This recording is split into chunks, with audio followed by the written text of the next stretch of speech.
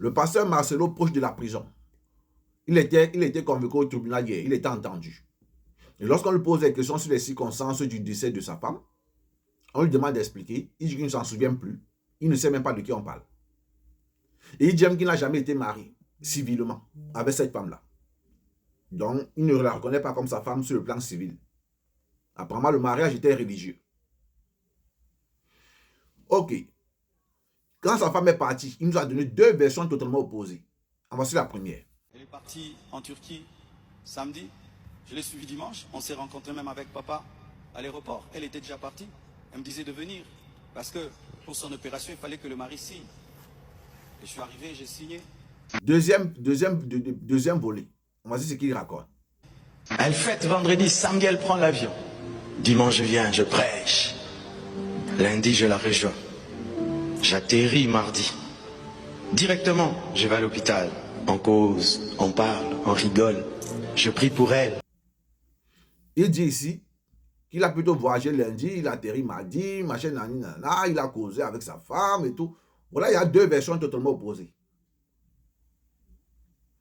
Et lorsque on observe l'atterrissage soi-disant de la dépouille de sa femme au Congo, la dépouille de sa femme atterrit dans un avion cargo.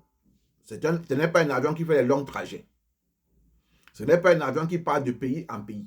C'est un avion local. C'est un avion qui tourne que dans le Congo, dans les villes du Congo. Et c'est là où sa femme est arrivée. Ça veut dire que sa femme n'était pas en Turquie. Est-ce que vous comprenez ce que ça veut dire? Et on avait donné interdiction formelle à toutes les personnes qui travaillent à l'aéroport de filmer la scène. La vidéo aussi a été filmée en cachette. Qu'est-ce que le pasteur Marcelo cache?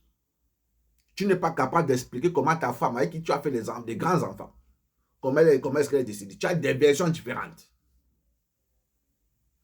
Il faut savoir que pour recevoir même la convocation, il a fallu qu'on piège le pasteur Marcelo pour qu'il passe au tribunal. Il ne voulait plus passer au tribunal, ce monsieur-là. Il avait donné l'interdiction formelle à ses gardiens, à toute personne qui travaille chez lui, de recevoir une lettre. Parce qu'il avait peur que ce soit la lettre du tribunal. Et si cette personne recevait, il devait avoir une preuve qu'il a reçu la lettre. Donc plus personne ne recevait. On n'ouvrait même plus le portail à toutes les personnes qui voulaient remettre quoi que ce soit. On a donc piégé le pasteur Marcelo par un colis DHL. Est-ce que vous comprenez ce que ça veut dire? Comme pour recevoir le colis DHL, il faut marquer une signature pour dire que tu as reçu le colis. C'est à l'intérieur de ce colis qu'on a mis la convocation du tribunal. Donc on a piégé comme si on lui envoyait un paquet. Voilà comment le facteur qui vient livrer était un huissier de justice. Marcelo ne savait pas. Il a signé la déposition qu'il a reçu le paquet. Dès qu'il ouvrait le paquet, c'est la lettre du tribunal qui était dedans. Voilà pourquoi Marcelo s'est présenté au tribunal. Il se présente avec plus de 10 avocats. On t'appelle tout simplement, dis-nous comment votre femme, la mère de vos enfants, comment est-ce qu'elle est partie, comment est-ce qu'elle est décédée. Tu viens avec des avocats pour te défendre. Mais te défendre de quoi?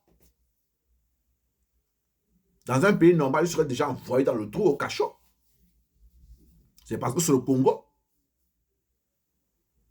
Voilà donc un prisonnier ambulant qui se couvre parce qu'il a les relations. Il a dit qu'il est en liberté parce qu'il a les relations.